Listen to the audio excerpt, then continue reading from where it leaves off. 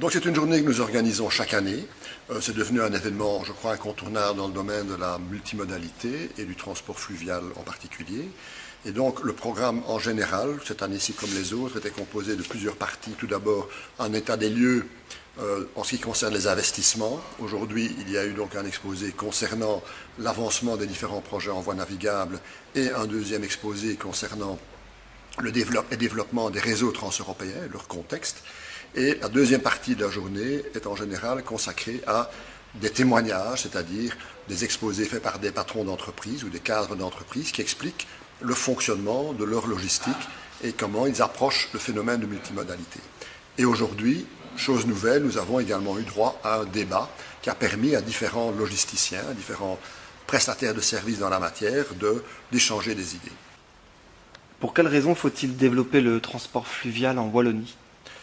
Alors, il y a plusieurs raisons qui doivent nous pousser à développer le transport fluvial.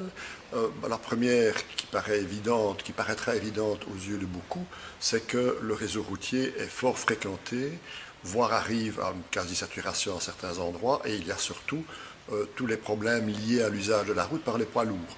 Pollution, dégradation des revêtements, et donc c'est un problème de choix de société dans le sens mobilité durable.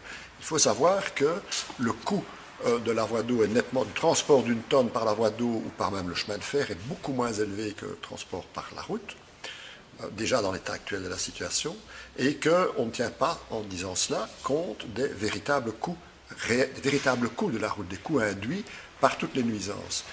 Il faut aussi savoir que une péniche de 1300 tonnes, par exemple, ça correspond à une cinquantaine de poids lourds.